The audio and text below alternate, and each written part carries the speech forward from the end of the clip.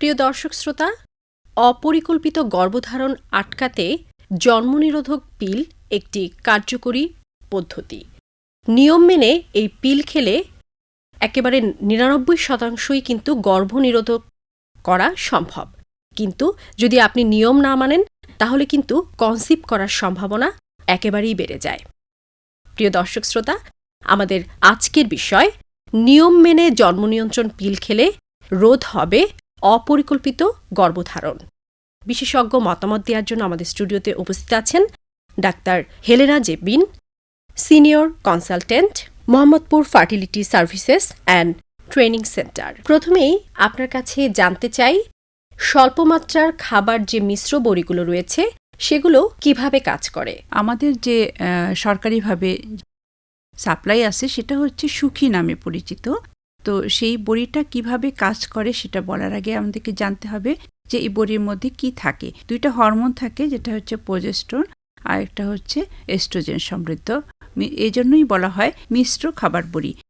এটা কাজ করে হচ্ছে আমাদের মেয়েদের শরীরে যে জরায়ু থাকে এবং তার পাশে ডিম্বাশয় থাকে। তো এই ডিম্বাশয়ের থেকে প্রতি মাসে একটা করে ডিম্বাণু নিঃসরণ হয়। সেই ডিম্বাণু তৈরি হতে দেয় না কিংবা নিঃসরণ হতে দেয় না। সেজন্য হচ্ছে যেহেতু শুক্রাণুর সাথে মিলন হয় না, এইভাবে গর্ভনিরোধন হিসাবে কাজ করে। যদি সঠিকভাবে নিয়মিতভাবে খাবার বড়ি খায় তাহলে অবশ্যই গর্ভনিরোধক সম্ভব।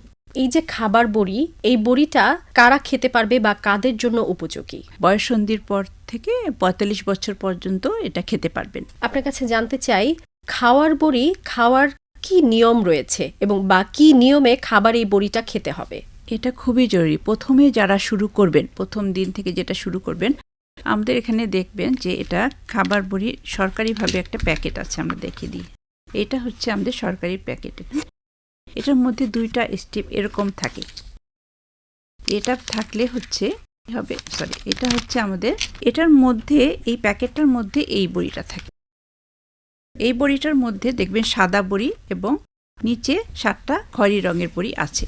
এবং সাদা বড়িগুলো যখন খেতে শুরু করবেন, উল্টা দিকে দেখবেন একটা আঙ্গুলের চিহ্ন দেওয়া আছে। হ্যাঁ, তাহলে আমরা আঙ্গুলের চিহ্ন থেকে শুরু করবে। প্রথমবার যখন শুরু করবেন তখন মাসিকের প্রথম দিন থেকে শুরু করবেন এবং এভাবে প্রতিদিন কি সময় করে খেয়ে সে শেষ করবেন।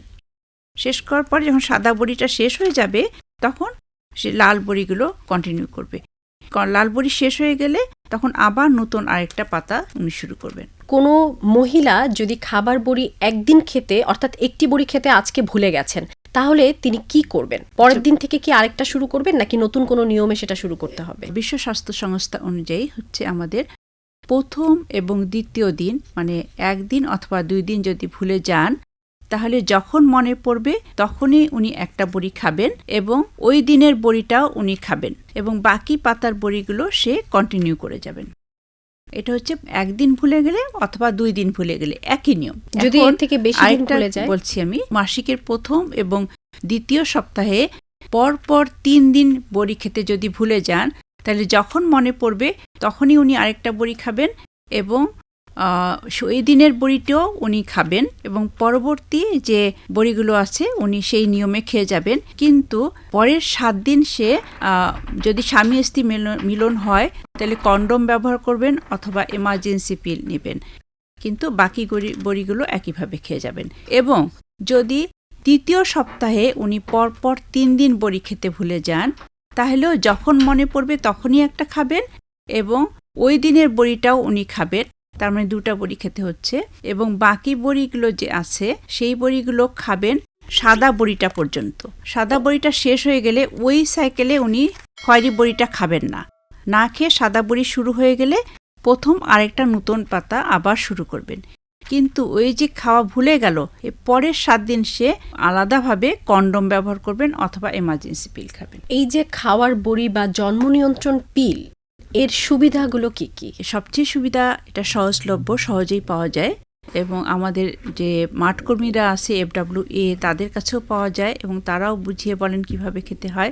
অনাকাঙ্ক্ষিত গর্ভরোধ করেন, এটা হচ্ছে 1 নাম্বার এবং প্রধান কাজ। তা বাদেও যে এগুলো কাজ করেন সেটা হচ্ছে যেহেতু এ ডিম্বাণু তৈরি করেই না এবং গর্ভ নিরোধক হিসেবে কাজ করে, সেই ক্ষেত্রে জরায়ুর বাইরে গর্ভধারণ যেটা সেটাকেও উনি রোধ করে। তাছাড়া এই গর্ভরোধ বাদে আরও কিছু এর উপকারিতা আছে, যে যাদের মাসিক অনিয়মিত হয় তাদের মাসিকগুলো নিয়মিত হবে, যাদের অতিরিক্ত মাসিক হয় তাদেরও কিন্তু কম হবে। তাছাড়া ডিম্বাশয়ের এবং স্তনের ক্যান্সার এটাকে কমিয়ে দেয়, এবং এন্ডোমেট্রিওসিস নামে একটা রোগ আছে, সেই রোগের মাত্রাও কমিয়ে দেয়। তাছাড়া পলিসিস্টিক ডিজিজ এখন খুবই এটা প্রচলিত একটা ডিজিজ, সেইটাও কিন্তু অনেকখানি এটাকে ট্রিটমেন্ট হিসাবেও অনেক সময় এটাতে দেওয়া হয়, এবং অবাঞ্ছিত লোম অনেকের হয় সেটাও কিন্তু উঠতে রোধ করে। এটা জন্ম নিয়ন্ত্রণ বড়ি বা খাবার যে বড়ি, এর অসুবিধাগুলো কি কি? অসুবিধা একটা বিশাল প্রধান অসুবিধা, সেটা হচ্ছে প্রতিদিন খেতে হয়। প্রতিদিন খেতে গিয়ে বেশিরভাগ মহিলাই করেন কি, যে হয়তো যখন স্বামী স্ত্রী মেলামেশা হচ্ছে তখন খাচ্ছেন, কিন্তু অন্য সময় খাচ্ছেন না, কিংবা স্বামী বাড়িতে থাকছেন না তখন খাচ্ছেন না, যখন আবার আসছে তখন খাচ্ছে। তো এই প্রতিদিনের খাওয়াটা একটা সমস্যা। এটা যেহেতু এটা এস্ট্রোজেন এবং প্রজেস্টেরন সমৃদ্ধ, সেই জন্য মাঝে মধ্যে প্রথমের দিকে মাথা ঘোরা, বমি বমি ভাব, এই জিনিসগুলো হয়। তাছাড়া কারো যদি লিভারের সমস্যা থাকে তখন তাদের খাওয়া যায় না, এবং যখন ডায়রিয়া হয় তখন কিন্তু এই বড়িটা কার্যকারিতা কমে যায়। সেই জিনিসগুলো মাথায় রাখতে হয়। এখন যেটা সুখী বড়ি সরকারিভাবে সাপ্লাই আছে, সেটা হচ্ছে লেখা থাকবে প্যাকেটের মধ্যে, দেখবেন তৃতীয় প্রজন্ম। তার মানে এই প্রজেস্টেরন যে আছে সেই প্রজেস্টেরনটার নাম হচ্ছে ডেসোজেস্টিল।